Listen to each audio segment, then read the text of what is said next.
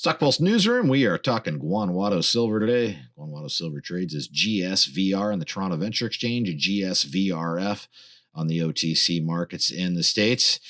Quite a few items here to go over here with James Anderson, the CEO. And James, it's been quite a while here. So yeah, I guess where do we start here? All kinds of news going on lately. What are the main topics, I guess, as far as you're concerned? I think the main topic, has to be our purchase from Great Panther of 3 mines, 2 production facilities at an absolutely spectacular price. So, we paid $14.7 million for, again, 3 mines, 2 production facilities. I mean, $14.7 million in a lot of mining companies, for a lot of mining companies, that's just a big drill program, right? We were able to take one of the mines and restart it within 4 days of closing that transaction in August. So that's pretty impressive. The mine in Durango never stopped. So we purchased Great Panther's Mexican subsidiary, and the mine in Durango kept on producing silver and gold and lead and zinc through the whole piece.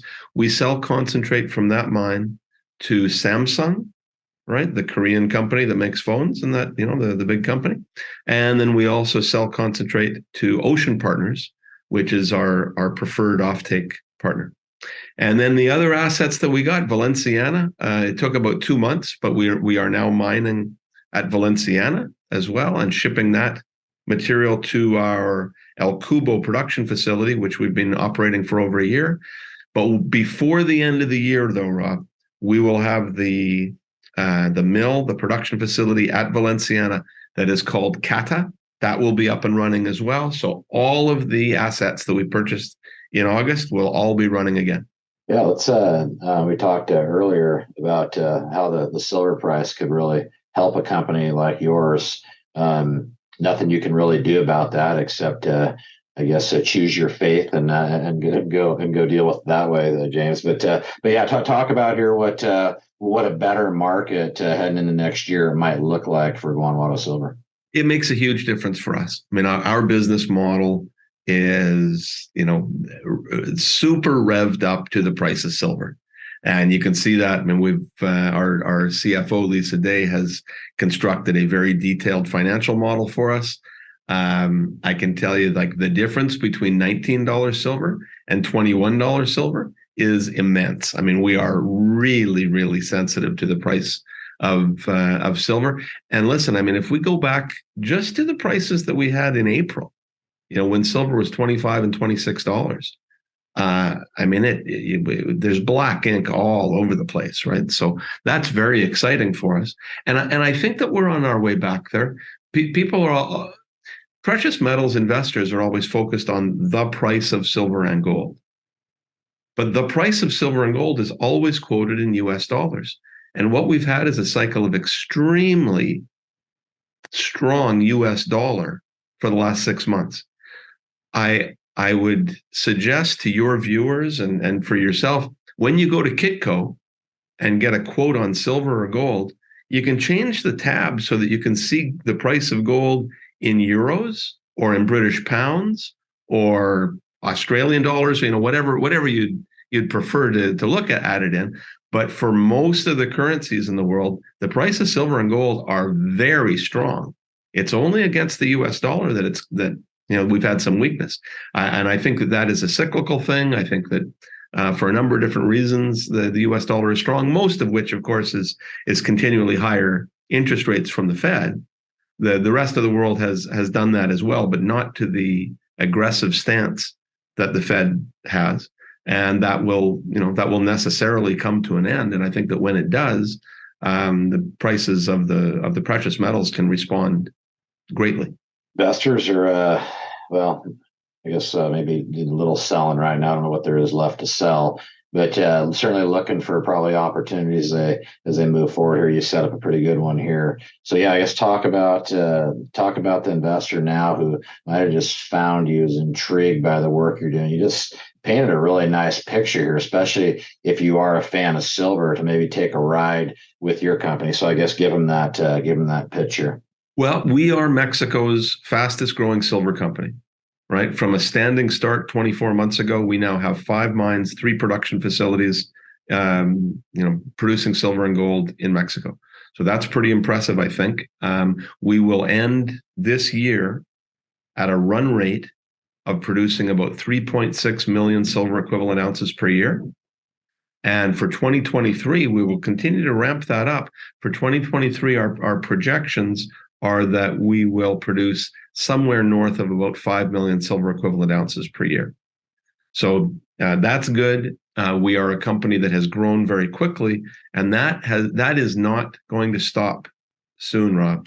If people are interested in a swiftly growing silver mining company, we are it.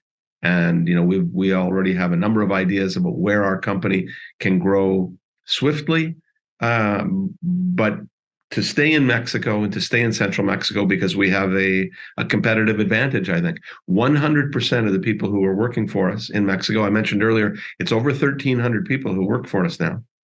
100% of them are Mexican.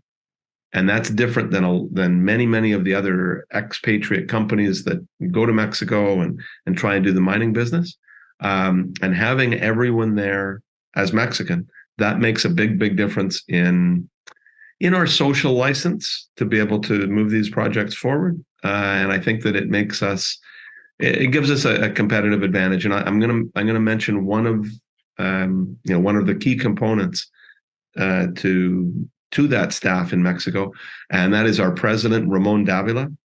Ramon is, in my estimation, Ramon has the best CV in Mexican mining. He was the chief operating officer of First Majestic from when that company had zero. It had zero silver production when he joined as chief operating officer. When he left, they had 12 million silver equivalent ounces per year. When he joined, they had 4 employees.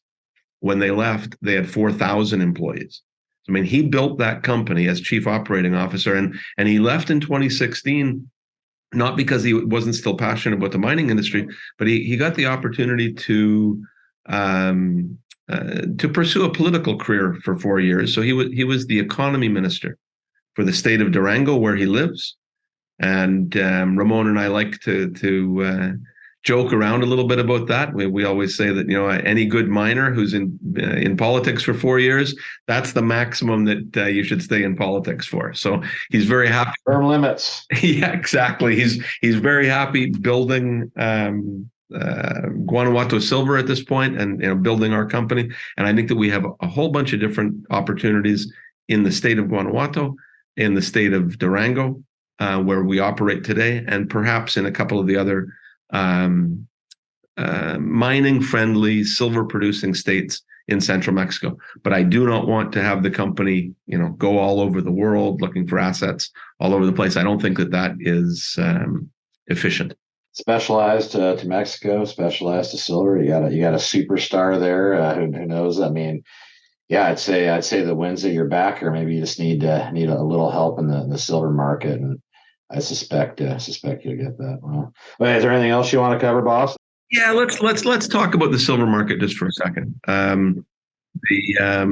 There's another newsletter writer that follows us. His name is Chen Lin, and Chen's been very supportive, and he's been down to Guanajuato and looked at what we're doing. His research into the supply and demand of silver, just from an industrial perspective, right? So we all get, I think, the idea that the countries and national governments and central banks of the world are debasing the currencies, and precious metals can be strong in that way. But that aside, the uses for silver in today's modern world, especially pertaining to solar panels and photovoltaic cells in solar panels.